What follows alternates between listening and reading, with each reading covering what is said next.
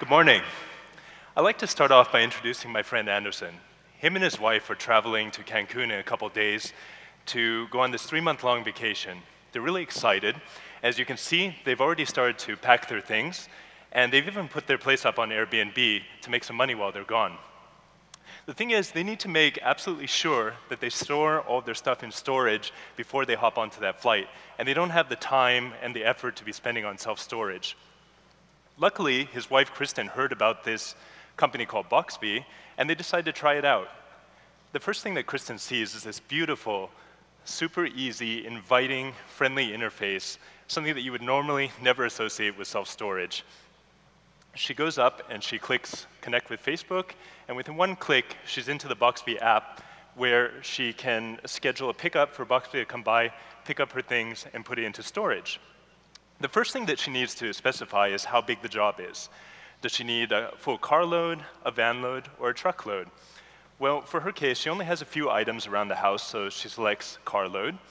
And then she selects a few boxes, a few medium boxes to be sent over so she can begin packing. And she already has a couple of boxes packed around the house, so she says her total is 7 boxes for the pickup. Then she specifies the time and the date, in this case, pretty immediately. And then she enters her address in natural language so Boxbee knows where she is. After that, she confirms her payment, and success, her pickup is confirmed. So let's go back to Kristen's house for a second and see what she sees. Within 2 hours, just 2 hours later, boxes arrive right at her door, and she can begin packing. She packs all of her dishes and upholstery in there, and they're sealed and ready to go for the pickup that's occurring a couple hours later. I want you to notice something in this picture. There are only a few boxes. With Boxbee's usage-based pricing, Kristen only pays for the space that she uses, starting from $3 per month. Now, if she went with a portable storage company like Pods, she would be spending a minimum of $300 a month, and it would be, so that doesn't even include the parking permits, the fuel surcharges, and she would have to wait for a week for this big, ugly, giant metal crate to arrive. So with Boxbee, the pickup is free. It only takes a couple hours instead of weeks for it to arrive, and it starts at $3 per month, so she doesn't have to worry about what size unit to get. Well, fast forwarding a little bit, Kristen and her husband are now at the beach. All of a sudden, her phone starts buzzing, so let's go over to the Elmo and see what her phone says. So it turns out that she just got a notification from Boxbee saying that her boxes are safely stored away, and it's giving her the opportunity to schedule her delivery. She selects July 4th for right now because she doesn't know exactly when she'll be back, probably about 3 months from now, but she can change it any time if she wants to. So she confirms, and voila, the boxes are on their way. They'll be waiting for her by the time she gets back to the States. Now let's go back. Let's go into the future for a second. It's September right now, and Kristen and her husband returned back from their vacation. It's been 2 months, and they've been regular users of Boxbee now. You can see here in Kristen's storage hive, she can browse through all the items that she has in storage. All of her physical world is organized into one place, neatly with pictures and tags, and she can organize and manipulate the items however she'd like to, just as if she were using Evernote and Dropbox. So tonight she's having a dinner party, and she's got to get some dinner supplies back to her place. So there she locates dinner supplies, and she has a number of options that she can execute. She can share the dishes, if she'd like to, with her friends. With one click, she can donate them to Goodwill. With one click, she can also send them to eBay. But today, she wants them back at her house, so she clicks on Retrieve, and she accepts the default options because she wants them right away. And she clicks Retrieve now, and the box is on its way. Let's go back to Kristen's house for a second. And we see the box of china arrives by dinner time. Her dinner party is a smashing hit success, and she has them sent back the next day. Ladies and gentlemen, for the first time in history, the convenience and the efficiency of cloud storage is now available for your physical world. We're Boxbee, and today we've launched an operational beta. We'll be joining AngelPad for this spring semester, and really excited to be here. Thanks for having us. Awesome. Wow. Show of hands, how many people would use this product? Raise them high if you would. Oh, wow, that's everybody. OK, so crushing it. And congratulations on AngelPad. That's awesome. Thomas and I have a great long-term relationship here at Launch over many years. And a lot of great companies make it into AngelPad from Launch. That's really great to see. Congratulations to Thomas as well. Questions from our judges? I loved this. I did a renovation, and we had to leave our apartment for 6 months and store all of our stuff in Hunters Point, which was a terrifying experience. So I would have loved to have something like this. I think my question is really around kind of the market size, and if you guys think you're going to be going after the mom and pop shops right now that are storage units that are pretty fragmented market, or if you're creating a new market for those of us that might want to store our good china and only bring them out twice a year.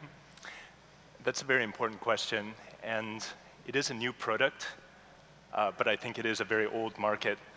And we're certainly addressing self-storage in a way. We're making that experience more convenient. But if we're looking in the more intermediate term, I would say our near-term addressable market is the portable storage market. People who already pay for their stuff to be delivered and picked up from storage. And that's about a $7 billion market right now, and growing. And self-storage is growing no matter how the economy does. That's a $22 billion industry. So how does this work? Like, so for instance, I myself actually have been on the road for the last 6 months, and I don't have a permanent residence right now. So like, how do I get some sent from San Francisco to New York? Is that like in the books, or it's only like locally based? Like, it's in San Francisco, it has to only be sent to another San Francisco address, or anywhere in the United States, anywhere in the world? Like, what are the thoughts there? It's a good question, Paul. So we've actually had requests, and we've fulfilled these requests for people to have their stuff delivered to them in Thailand, Spain, and Ohio. So we've had a few long-distance freight forwarding jobs. So what do you do in that case? Do I get to pick, I'll take this by UPS ground because I want the lowest price? Or do I have to use your shipping? And is there like a charge above the UPS fee in that? Or you just charge for shipping? Or you're figuring that out? So we have a network of freight forwarders we use, and we select the best combination of price and time for customers. But if I feel comfortable, like let's say this is really important documents, they need to be FedExed to my office instead of my home, like can I get them FedExed? Or we'll do that. Yeah, awesome. More questions from the panel? You're going to need a lot of capital for this. I mean, you're going to need to host a lot of physical locations. Why? Well, or you're going to build a market. You need storage space for all the inventory. You're going to need delivery people on call. Good question. For this. That's answer it. Yeah. Yes, so that's a very good question. We look at ourselves as a technology platform that links together. I mean, you're not actually going to keep the inventory in the cloud, right? I mean, no. Have you figured out a way not to exactly turn physical objects that's our secret sauce. Yeah, they shrink everything. You got a little machine. It becomes bits. It's like saying Uber's going to need a lot of They 3D print it for you in your house. Yeah. So right. It's like saying Uber's going to need a lot of cars. They can use the resources that are out there. Yeah. So, oh, what were you saying, David? It's like Uber needs a lot of cars, sure, but they're using existing cars, and there's people doing this today, right? Exactly. So we're utilizing existing infrastructure. So what does that mean? That's kind of vague. I mean, are you going to drop the boxes off at my house and hold them there for Dave? Okay. And then I have me drop them off for Dave, if that's the case, like. Okay, yeah, I apologize for being vague. So yes, we utilize existing networks of warehouses and couriers and movers. Okay. So the addressable market does, I don't know, I have some questions about that. I live in a place called the suburbs. You know, my initial thought was, wow, yeah, if I lived in a small apartment in the city, this might be actually helpful. If I don't need something for a while, I just put it in my garage, right? And I'm also in the have a top X% of income within the United States. I mean, when you start to get down into lower income, I mean, those are folks that either don't have a lot of stuff they don't need to store, or they don't necessarily need to pay a premium for having somebody physically come and box it up and take it with them. So I'm curious to hear more about your addressable market. It just, for me, it seems pretty narrow. Can you explain? Can you clarify what you're interested in knowing exactly? I guess like how many customers can you really have, and how much will they actually pay? Okay.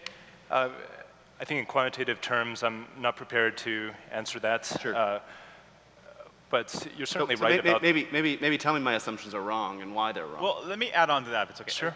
What % of the use cases do you think is what you described, which is you're shipping your own stuff back and forth? I'm going to hit my dishes, I need them, and I'm sending them back the next day, versus I'm just going to put this stuff in storage and forget about it for a year, like I think most people use self-storage for. Well, okay, so we have a pool of beta customers since we launched into beta a few months ago, and plotting out the distribution shows essentially two types of groups. One is a group who stores about 10 boxes for between 3 and 6 months, and they're constantly moving stuff back and forth. It's usually for like boutique businesses and just people who have lots of stuff. Exactly what I described in the presentation. Then the other side is your traditional self-storage user where they've got like 50 boxes and they just leave them there forever. So we're actually benefiting from both customer segments. And just to add on to what you were saying, I'd like to combine that with Hallie's original point. This is a new product in an existing market, and there's going to be some level of adoption, some time before this adoption occurs, when people realize this is a normal way of doing things, right? So I think this market is going to grow. So one piece of feedback for you is self-storage as a real estate business is a massive business, and those folks that own self-storages kill it. I think that the use case of having to send the boxes back and forth is more costly for you. I think that's a smaller market, and I think it's more complicated. I think if you were to focus on the fact that some people don't want to pay $100 to get into self-storage, but if you can just take 4 of my boxes and keep them away, and you can keep the $12 a month, but you get it for a year, you've now made $144, I think that's a really interesting business. I think there's less moving parts. I think there's more margin. I think it's a bigger addressable market. And then if the other side comes up, I would just be weary if I was in your standpoint of trying to solve the use case of, well, I'm going to send my boxes back and forth all the time. Mm-hmm. Thank you. So obviously I can't judge here because I'm already backing you, but I just want to share why. Well, you can share why yeah. I want to share why I got so excited about Boxbee and what I think what the really huge potential behind is. When I look at Uber, for example, and black cars. Like 3 years ago I would take a black car maybe 2 or 3 times a year going to the airport. Today I routinely take it home after work, and I think it's the same way where you disrupt something using technology that seems like an utterly established market that people pay money for, and you redefine it with technology, and that's why I got so excited about Boxbee. And yeah, I mean, the usage in San Francisco, New York, and Los Angeles of like Uber and Lyft and Sidecar is extraordinary. Yeah, and generally speaking, I get very excited about businesses where we redefine something from the ground up that we already do using technology, because if people are used to paying something like Uber or self-storage or restaurant delivery, and we do that at a massive scale and disrupt it with technology, we have some really, really big opportunities in the way that Uber or Postmates or Exec has done. Okay, let's hear it for our judges as well as Boxbee. Well done.